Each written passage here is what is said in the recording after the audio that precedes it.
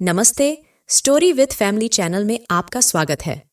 आइए आज की कहानी शुरू करते हैं। जिस बेटे के सुखों की खातिर कैलाश जी व विनीता जी ने अपना सब कुछ दांव पर लगा दिया था, आज वही बेटे उनके दुख में उनसे मुंह मोड़ लिया है।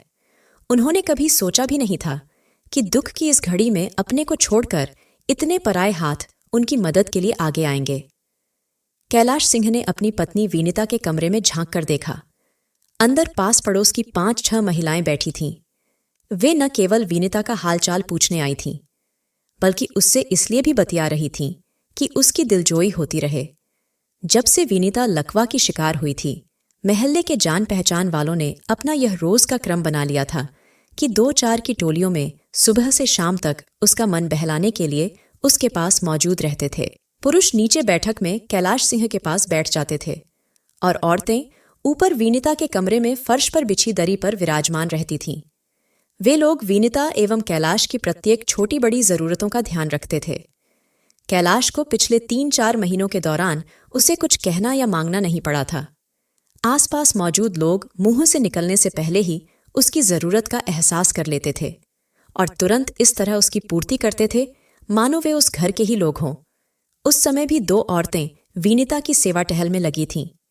एक स्टोव पर पानी गर्म कर रही थी ताकि उसे रबर की थैली में भरकर विनीता के सुन्न अंगों का सेंक किया जा सके। दूसरी औरत विनीता के सुन्न हुए अंगों की मालिश कर रही थी ताकि पुट्ठों की अकड़न व पीड़ा कम हो। कमरे में झांकने से पहले कैलाश सिंह ने सुना था कि विनीता वहां बैठी महिलाओं से कह रही थी, तुम देखना, मेरा आदित्य मेरी बीमारी का पत्र मिलते ही दौड़ा दौड़ा चला आएगा। लाठी मारे से पानी जुदा थोड़े ही होता है। माँ का दर्द उसे नहीं आएगा तो किसको आएगा। मेरी यह दशा देखकर वह मुझे पीठ पर उठाए उठाए फिरेगा। तुरंत मुझे दिल्ली ले जाएगा और बड़े से बड़े डॉक्टर से मेरा इलाज कराएगा। फिर कैलाश के कमरे में घुसते ही वहां मौन छा गया था। कोई महिला दबी जबान से बोली थी, चलो खिसको यहां से निठल लियो, मुंशी जी चाची से कुछ जरूरी बातें करने आए हैं। देखते देखते वहां बैठी स्त्रियां उठकर कमरे के दूसरे दरवाजे से निकल गईं। कैलाश चश्मा ठीक करता हुआ विनीता के पलंग के समीप पहुंचा। उसने बिस्तर पर लेटी हुई विनीता को ध्यान से देखा। शरीर के पूरे बाएं भाग पर पक्षाघात का असर हुआ था। मुंह पर भी हल्का सा टेढ़ापन आ गया था और बोलने में जीभ लड़खड़ाने लगी थी। कैलाश विनीता से आंखें 4 होते ही जबरदस्ती मुस्कुराया था और पूछा था, नए इंजेक्शनों से कोई फर्क पड़ा? हाँ जी, दर्द बहुत कम हो गया है, विनीता ने लड़खड़ाती आवाज में जवाब दिया था और बाएं हाथ को थोड़ा उठाकर बताया था, ये देखो, अब तो मैं हाथ को थोड़ा हरकत भी दे सकती हूं। पहले तो दर्द के मारे जोर ही नहीं दे पाती थी। और टांग, ये तो बिल्कुल पत्थर आ गई है। जाने कब तक मैं यूं ही अपंगों की तरह पलंग पर पड़ी रहूंगी। बीमारी आती हाथी की चाल से है और जाती चींटी की चाल से है। देखो, 3 महीने के इलाज से कितना मामूली अंतर आया है, लेकिन अब मैं तुम्हारा और इलाज नहीं करा सकता। सारा पैसा खत्म हो चुका है। तमाम जेवर भी ठिकाने लग गए हैं। बस 50 रुपए और तुम्हारे 6 तोले के कंगन और चूड़ियां बची हैं। हाँ, विनीता ने लंबी सांस ली। तुम तो पहले ही बहुत सारा रुपया आदित्य और उसके बच्चों के लिए यह घर बनाने में लगा चुके थे, पर वे नहीं आए। अब मेरी बीमारी की सुनकर तो आएंगे। फिर मेरा आदित्य रुपयों का ढेर। नहीं, मैं और इंतजार नहीं कर सकता। कैलाश बाहर जाते हुए बोला, तुम इंतजार कर लो अपने बेटे का, मैं डॉक्टर बिहारी के पास जा रहा हूं, कंपाउंडर की नौकरी के लिए। तुम करोगे वही जो तुम्हारे मन में होगा, विनीता चिढ़कर बोली। आने दो आदित्य को, 1 मिनट में छुड़वा देगा वह तुम्हारी नौकरी। आने तो दें। कैलाश बाहर निकलकर जोर से बोला, लो, सलमा बाजी और उनकी बहुएं आ गई हैं तुम्हारी सेवा को। हाँ हाँ, तुम जाओ, मेरी सेवा करने वाले बहुत हैं यहां। पूरा मोहल्ला क्या, पूरा कस्बा मेरा परिवार है। अच्छी थी तो मैं इन सब के घरों पर जाकर सिलाई कढ़ाई सिखाती थी। कितना आनंद आता था दूसरों की सेवा में। ऐसा सुख तो अपनी संतान की सेवा में भी नहीं मिलता था। हाँ, विनीता भाभी। सलमा ने अपनी दोनों बहुओं के साथ कमरे में आकर आदाब किया और विनीता की बात के जवाब में बोली, तुमसे ज्यादा मुंशी जी को मजा आता था दूसरों की खिदमत में। अपनी दवाओं की दुकान लुटा दी दीन दुखियों की सेवा में। डॉक्टरों का धंधा चौपट कर रखा था इन्होंने। कहते थे, आदित्य हजारों रुपया महीना कमाता है, अब मुझे दुकान की क्या जरूरत है। बस गरीबों की खिदमत के लिए ही खोल रखी है, वरना घर बैठकर आराम करने के दिन हैं। ठीक कहती हो बाजी। विनीता का कलेजा फटने लगा। क्या दिन थे वे भी। कैसा सुखी परिवार था हमारा। कभी कैलाश और विनीता का परिवार बहुत सुखी था। दुख तो जैसे उन लोगों ने देखा ही नहीं था। जहां आज शानदार निवास खड़ा है, वहां कभी 2 कमरों का एक कच्चा पक्का घर था। कैलाश का परिवार छोटा सा था। पति पत्नी और इकलौता बेटा आदित्य। कैलाश की स्टेशन रोड पर दवाओं की दुकान थी, जिससे अच्छी आय थी। उसी आय से उन्होंने आदित्य को उच्च शिक्षा दीक्षा दिलाकर इस योग्य बनाया था कि आज वह दिल्ली में चीफ इंजीनियर है। अशोक विहार में उसकी लाखों की कोठी है। वह देश का हॉकी का जाना माना खिलाड़ी भी तो था। बड़े बड़े लोगों तक उसकी पहुंच थी और आए दिन देश की विख्यात पत्र पत्रिकाओं में उसके चर्चे होते रहते थे। आदित्य ने दिल्ली में नौकरी मिलने के साथ ही अपनी एक प्रशंसक कल्पना से शादी कर ली थी। कैलाश और विनीता ने सहर्ष खुद दिल्ली जाकर अपने हाथों से यह कार्य संपन्न किया था। कल्पना न केवल बहुत सुंदर थी, बल्कि बहुत धनवान एवं प्रतिष्ठित घराने से थी। बस यहीं वे चूक गए। चूंकि शादी आदित्य एवं कल्पना की सहमति से हुई थी, इसलिए वे कैलाश और विनीता को अपनी हर बात से अलग रखने लगे। यहां तक कि कल्पना शादी के बाद सिर्फ एक बार अपनी ससुराल नसीराबाद आई थी। फिर वह उन्हें गंवार और उनके घर को जानवरों के रहने का तबेला कहकर दिल्ली चली गई थी। पिछले 15 वर्षों में उसने कभी पलट कर नहीं झांका था। कैलाश और विनीता पहले तो खुद भी खींचे खींचे रहे थे, लेकिन जब उनके पोता और पोती शिखा और सुदीप हो गए तो वे खुद को न रोक सके। किसी न किसी बहाने वे बहू बेटे के पास दिल्ली पहुंच जाते। आदित्य और कल्पना उनका स्वागत करते, उन्हें पूरा मान सम्मान देते। लेकिन 2-4 दिन बाद वे अपने बड़प्पन के अधिकारों का प्रयोग शुरू कर देते। उनके निजी जीवन में हस्तक्षेप करना शुरू कर देते। वे उन्हें अपने फैसले मानने और उनकी इच्छानुसार चलने पर विवश करते। यही बात बिगड़ जाती।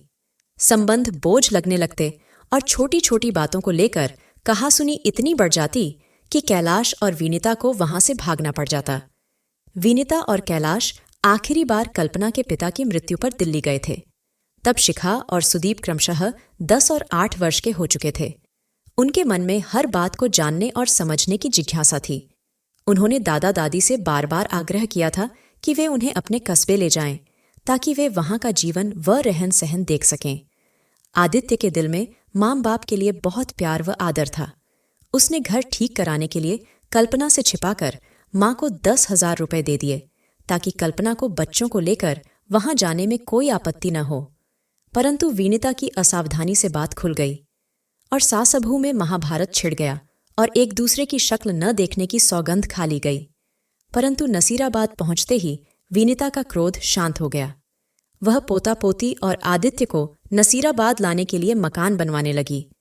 गृह प्रवेश के दिन वे नहीं आए तो विनीता को ऐसा दुख पहुंचा कि वह पक्षाघात का शिकार हो गई और अब विनीता को चारों ओर अंधेरा ही अंधेरा दिख रहा था। कैलाश डॉक्टर बिहारी के यहां से लौटा तो अंधेरा हो चुका था, पर घर का दृश्य देखकर वह हक्का बक्का रह गया। विनीता का कमरा अड़ोस पड़ोस के लोगों से भरा हुआ था। विनीता अपने पलंग पर रखी नोटों की गड्डियां उठा उठाकर एक अजनबी आदमी पर फेंकती हुई चीख रही थी, ले जाओ इनको मेरे पास से और उससे कहना न मुझे इनकी जरूरत है न उसकी। आदमी नोट उठाकर बौखलाया हुआ बाहर आ गया था। उसे भीतर खड़े लोगों ने जबरदस्ती बाहर धकेल दिया था। कमरे से कई कई तरह की आवाजें आ रही थीं। जाओ भाई साहब जाओ, देखते नहीं ये कितनी बीमार है। रक्तचाप बढ़ गया तो फिर कोई नई मुसीबत खड़ी हो जाएगी। जल्दी निकालो इन्हें यहां से।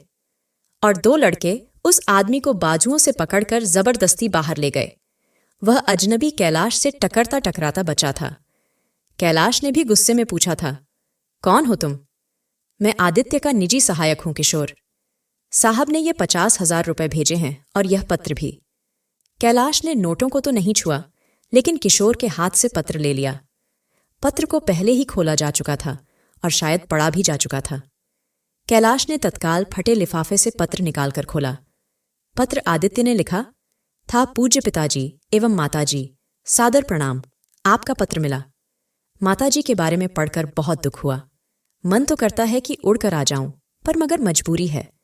कल्पना और बच्चे इसलिए नहीं आ सकते क्योंकि वे परीक्षा की तैयारी में लगे हैं। मैं एशियाड के कारण इतना व्यस्त हूं कि दम लेने की भी फुर्सत नहीं है। बड़ी मुश्किल से समय निकालकर ये चंद पंक्तियां लिख रहा हूं। मैं समय मिलते ही आऊंगा, फिलहाल अपने सहायक को 50,000 रुपए देकर भेज रहा हूं ताकि मां का उचित इलाज हो सके। आपने लिखा है कि आपने हर तरफ से पैसा समेटकर नए मकान के निर्माण में लगा दिया है, जो बचा मां की बीमारी खा गई। ये आपने ठीक नहीं किया। बेकार मकान बनवाया। हम लोगों के लिए वह किसी काम का नहीं है। हम कभी नसीराबाद आकर नहीं बसेंगे। मां की बीमारी पर भी व्यर्थ खर्च किया। पक्षाघात के रोग का कोई इलाज नहीं है। मैंने कई विशेषज्ञ डॉक्टरों से पूछा है। उन सब का यही कहना है, मां को अधिकाधिक आराम दें। यही इलाज है इस रोग का। मां को दिल्ली लाने की भूल तो कभी न करें। यात्रा उनके लिए बहुत कष्टदायक होगी। रक्तचाप बढ़ गया तो दूसरा आक्रमण जानलेवा सिद्ध होगा। एक्यूपंक्चर विधि से भी इस रोग में कोई लाभ नहीं होता। सब धोखा है। कैलाश इससे आगे न बढ़ सका। उसका मन हुआ कि उस पत्र को लाने वाले के मुंह पर दे मारे, लेकिन उसमें उसका क्या दोष था। उसने बड़ी कठिनाई से अपने को संभाला और किशोर को पत्र लौटाते हुए कहा, आप उससे जाकर वही कहिए जो उसे जन्म देने वाली ने कहा है। मेरी तरफ से इतना और जोड़ दीजिए कि हम तो उसके लिए मरे हुए ही थे। आज से वह हमारे लिए भी मर गया। काश वह पैदा होते ही मर जाता। किशोर सिर झुकाकर चला गया। कैलाश वीनिता के कमरे में घुसा। उसने देखा कि वहां सब लोग मुस्कुरा रहे थे। वीनिता की आंखें भीग रही थीं, लेकिन उसके होंठ बहुत दिनों के बाद हंसना चाह रहे थे। कैलाश ने वीनिता के पास जाते हुए कहा, तुमने बिल्कुल ठीक किया वीनिता। तभी बिजली चली गई। कमरे में अंधेरा छा गया। वीनिता ने देखा कि अंधेरे में खड़े लोगों की परछाइयां उसके समीप आती जा रही हैं। कोई चिल्लाया, अरे कोई मोमबत्ती जलाओ। नहीं, कमरे में अंधेरा रहने दो। वीनिता तत्काल चीख उठी, यह अंधेरा मुझे अच्छा लग रहा है। कहते हैं कि अंधेरे में साया भी साथ छोड़ देता है, मगर मेरे चारों तरफ फैले अंधेरे में तो साए ही साए हैं। मैं हाथ बढ़ाकर इन सायों का सहारा ले सकती हूं। वीनिता ने पास खड़े लोगों को छूना शुरू किया। अब मुझे अंधेरे से डर नहीं लगता। अंधेरे में भी कुछ साए हैं जो धोखा नहीं है। ये साए नहीं हैं, बल्कि मेरे अपने हैं, मेरे असली संबंधी, मेरा सहारा। ये तुम हो ना जी? हाँ वीनिता, ये मैं हूं। कैलाश ने भर्राई आवाज में कहा, तुम्हारे अंधेरों का भी साथी, तुम्हारा साया। तुम नौकरी करना डॉक्टर बिहारी की, रोगियों की सेवा करना। अपनी संतान से भी ज्यादा सुख मिलता है परोपकार में। मुझे संभालने वाले यहां मेरे अपने बहुत हैं। मैं निचली मंजिल पर सिलाई स्कूल खोल लूंगी। मेरे कंगन और चूड़ियां बेचकर सिलाई की कुछ मशीनें ले आना और पहियों वाली एक कुर्सी ला देना। वीनिता, हाँ जी, मेरा एक हाथ तो चलता है। ऊपर की मंजिल किराए पर उठा देना। वह पैसा भी मैं अपने इन परिवार वालों की भलाई पर खर्च करना चाहती हूं। हमारे मरने के बाद हमारा जो कुछ है इन्हें ही तो मिलेगा। एकाएक बिजली आ गई। कमरे में उजाला फैल गया।